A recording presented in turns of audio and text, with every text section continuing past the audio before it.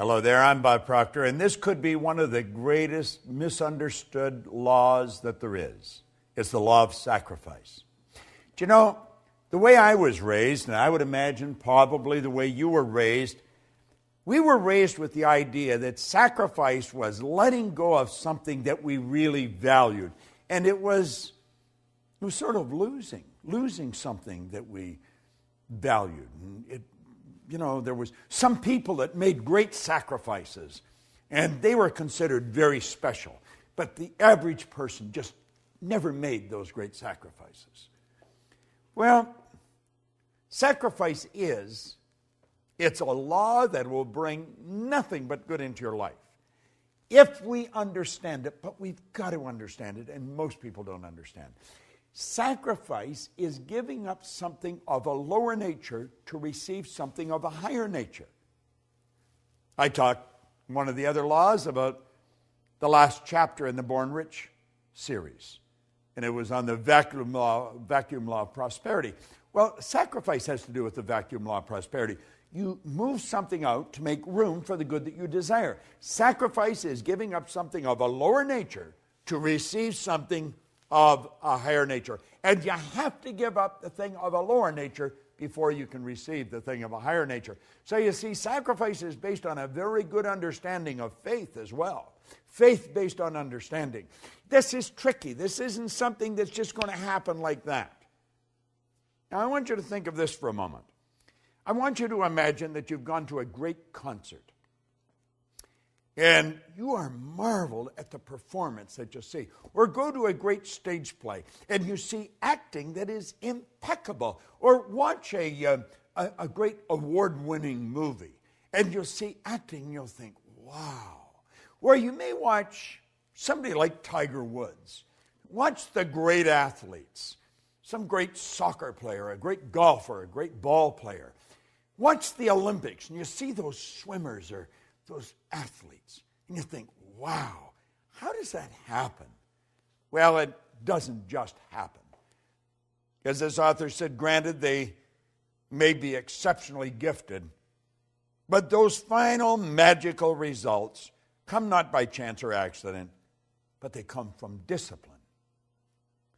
Discipline that is consciously chosen, ardently desired, and patiently persisted in. Let me repeat that. Discipline that is consciously chosen, ardently desired, and patiently persisted in. I have often said that discipline is the ability to give ourselves a command and follow it. I will master this. I remember one time reading an article in an airline magazine, and Walter Cronkite was being interviewed. And he was asked in the magazine, in the interview, how did these astronauts develop the courage to get into those space capsules? He said, it didn't take any courage for them to get into the space capsule. And as I read that, and I thought it's easy for him to say, he's sitting behind a microphone announcing it, he didn't get in the space capsule. But as I kept reading, I realized he was right. He said, what took the courage was the sacrifices they made, the study, the hundreds of hours of study, the repetition in the simulators. He said, that's what took the courage to prepare them to get in the capsule. It took discipline. It took discipline. How did Halliwell call it? He said, discipline that's consciously chosen, ardently desired, and patiently persisted in. No one ever becomes great at anything by accident. We talk about people getting something for nothing. There is no such thing as something for nothing. That's absurd. When we're talking about the law of sacrifice, we're talking about letting go of something of a lower nature to receive something of a higher nature. In other words, it's saying, I'm going to give up the ice cream cone now to get the bicycle a little later. This is based on faith And it's not blind faith, it's faith based on understanding. It's understanding that we have this infinite potential. We've got phenomenal potential. We can do better. I talked about it in the law of compensation. And we're going to get better, but only if we give up something that's valuable to us to receive something that's even more valuable. Think of the study, the practice. You know, I like watching two movies, Lawrence of Arabia and Patton. General Patton, great American general in World War II, who also thought that he was a general in Napoleon's army, believed very much in reincarnation. And then Lawrence of Arabia, watching Peter O'Toole, who literally mentally became Lawrence, and Umar Sharif. You watch these actors. They're magnificent. You watch Lawrence come across the desert on that camel. Look in his face. They do a close-up on his face. He's not acting. He's living the part. Watch Patton. Watch the great speech right at the first of the movie. Get those two movies. Buy them. Watch them over. If you want to see people that made sacrifice, understood that law, and lived in harmony with the law to develop the greatness that they always had in them, you'll see it in those movies. Watch Patton. He's so good. You watch Umar Sharif. Wow. The acting is phenomenal. They understood this law of sacrifice. They gave up something of a lower nature to receive something of a higher nature. But they had to understand this concept of discipline. See, Hollywell said something always has to be sacrificed for something else. There's your law of compensation coming in here. You've got your vacuum law of prosperity coming in here. You've got to create the space for the good that you desire. Listen to what he says here. People everywhere are awakening to the necessity of disciplining their thoughts and acts. We train domestic animals carefully. We harness the forces of nature to serve us regularly and well. And yet, when it comes to ourselves, the most valued of all, we let our thoughts run wild. No one can obtain their ambitions until they learn to discipline their mental force and are able to control their thinking. See, that's what this whole series is about. That's what all these laws are about. It's about working with the law. It's about bringing our mind into harmony with the law. It's about letting go of things of a lower nature so we can receive things of a higher nature.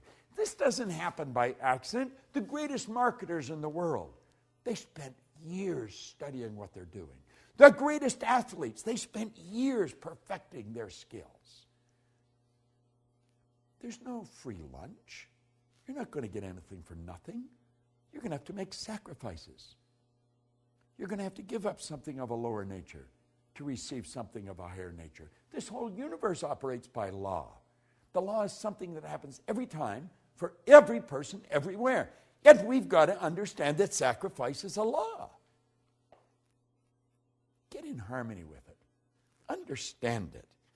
It's so priceless. Listen to this.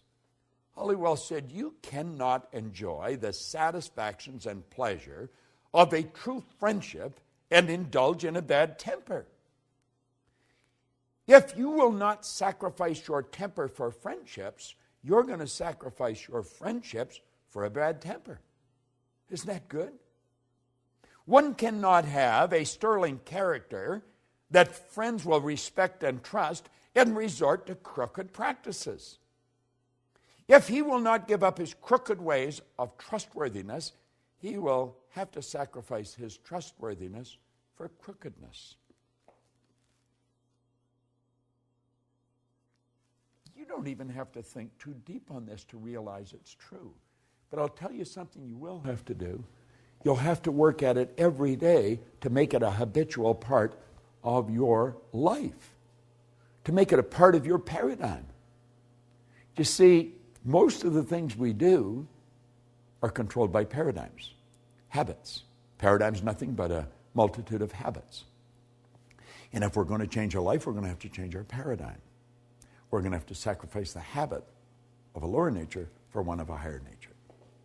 So you see, as you study into this, you're going to realize just how important discipline is. And I want to leave you with just an absolutely beautiful concept. You've got to discipline yourself. It's discipline that is consciously chosen. You've got to choose it. Someone else can't give it to you. This is done from within. It's discipline that's consciously chosen, ardently desired. You've got to really want it. Man, I so want to be better at what I'm doing. And patiently persisted in. Patient persistence.